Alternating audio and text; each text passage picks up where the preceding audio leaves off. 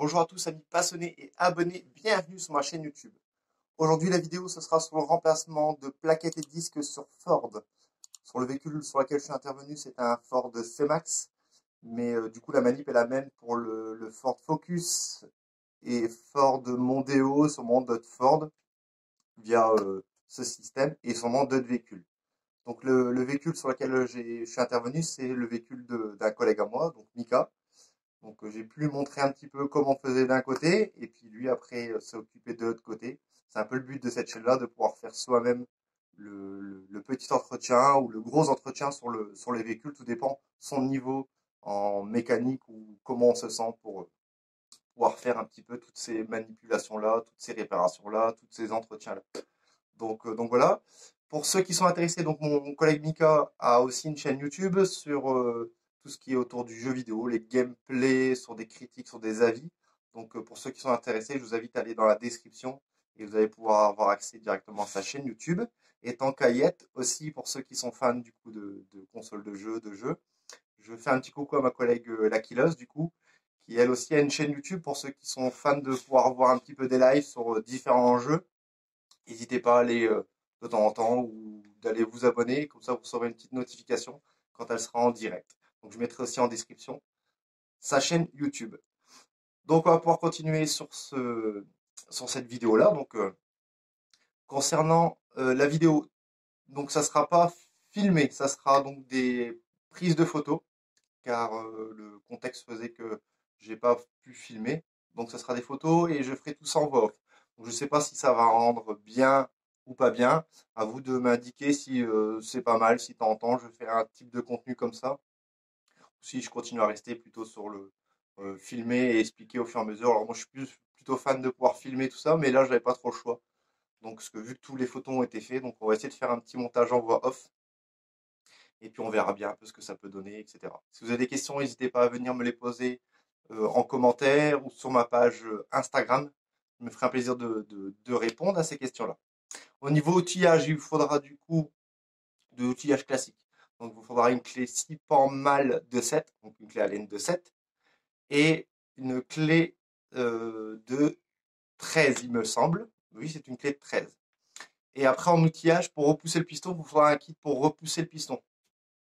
Ou si vous n'avez pas, ou si vous voulez pas investir dedans, je vous montrerai dans les photos, vidéos, montage que je ferai, comment on peut faire aussi sans avoir justement de repousse-piston. Moi j'en ai un, mais je ne le trouve plus, donc j'ai fait avec un serre-joint et une pince, et puis je vous montrerai un petit peu comment, je vous expliquerai un petit peu comment faire sans avoir ce kit-là. Sinon ces kits-là, vous pouvez trouver dans différents endroits, Carter Cash, etc., pour une vingtaine d'euros, et il vous servira après par la suite pour tous les autres types de véhicules.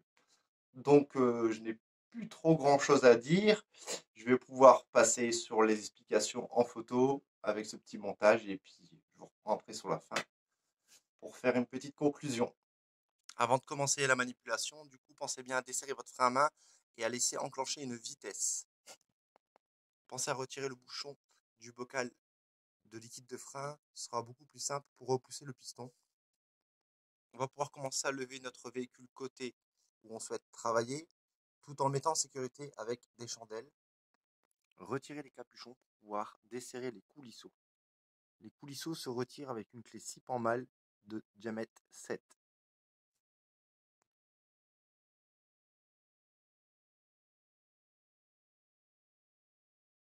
Retirez la grave de l'étrier. Pensez bien à mémoriser son sens. Maintenant, vous allez pouvoir retirer l'étrier muni de son piston.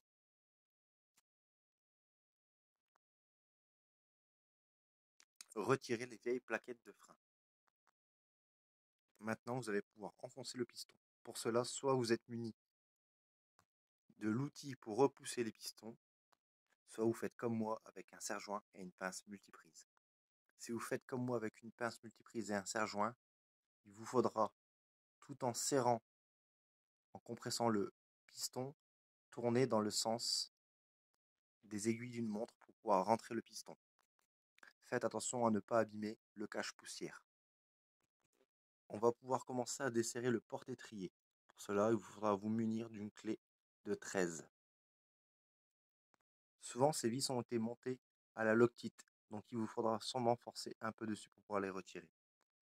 Pensez à accrocher votre étrier de frein pour ne pas endommager son flexible, au risque de le pincer et qu'il soit défectueux par la suite. Une fois les vis retirées, vous allez pouvoir retirer votre porte-étrier. L'étape suivante sera de retirer votre disque. Si vous avez des difficultés pour le retirer, pensez à y mettre du dégrip en dessus et venir y frapper avec un maillet sur chaque extrémité pour pouvoir le déloger. Une fois tout l'ensemble retiré, pensez à nettoyer tout correctement avec une brosse métallique et du nettoyant frein. Munissez-vous de votre nouveau disque et plaquette de frein.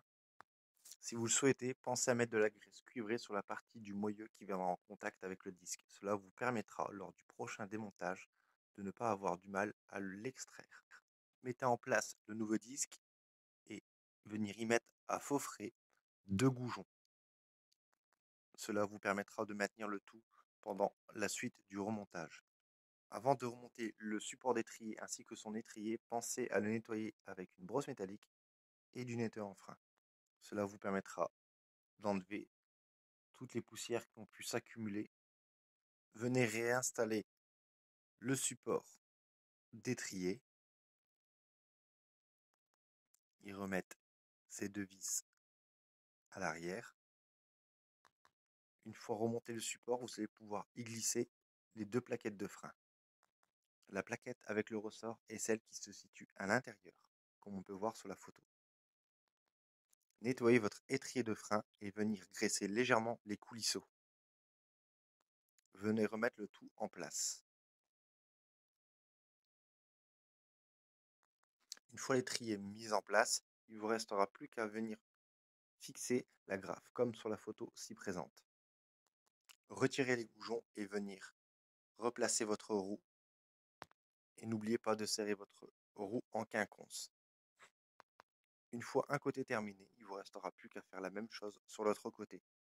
Pensez surtout à venir réamorcer le système, c'est-à-dire mettez quelques coups de frein avant de pouvoir partir, car sinon votre pédale sera molle et ça risque de vous faire bizarre.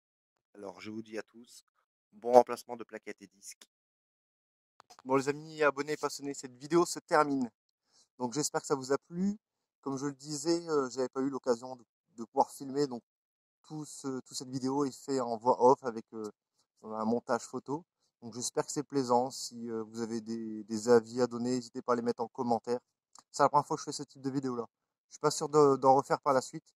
Je suis plutôt à pouvoir filmer tout en expliquant en même temps. Je suis plus à l'aise sur ce sujet-là que sur faire justement de la voix off en expliquant. Donc voilà. Pour ceux qui me suivent pour la Porsche 924, des vidéos arrivent, donc notamment sur la crémaillère de direction, donc le démontage complet, essayer d'expliquer un petit peu comment on se retrouve à avoir du jeu dans la direction. Quand on contrôle technique, on nous indique, etc., qu'il y a un jeu dans la direction, comment y remédier, qu'est-ce qui peut faire qu'on ait du jeu dans cette direction-là, et puis la remise en état de cette crémaillère de direction. Et il y aura aussi du coup la suite du démontage et de la restauration sur ce moteur de cette Porsche 924. J'ai plus trop grand chose à vous dire, ne serait-ce que en ce moment les températures caniculaires ici, il fait là à l'heure actuelle, on est en Bretagne, hein, donc à Landivisiau exactement, on est à 35 degrés. Demain, il me semble qu'on se retrouve à avoir du 40 ou 41, c'est assez exceptionnel pour le climat pour cette région-là. Donc ça va cogner dur. Donc là, je me suis mis dehors quand même pour prendre un petit peu, parce qu'il y a un petit vent qui souffle, ça fait du bien. Mais pensez surtout à boire, à vous hydrater. Pour ceux qui regarderont justement cette vidéo-là, parce que ceux qui regarderont cette vidéo-là en plein hiver, ce ne sera pas la même chose du coup. Donc voilà, pour ceux qui ne sont pas abonnés, pensez à vous abonner et à activer la notification. Ça vous permettra de pouvoir suivre mes futures vidéos. Et pour ceux qui veulent avoir aussi des petites photos, des petites choses un peu inédites que je ne poste pas sur YouTube, pensez à vous abonner à mon Instagram au même nom que cette chaîne. Je vous dis à bientôt. Pour ceux qui sont en vacances, profitez bien de vos vacances et à la prochaine vidéo.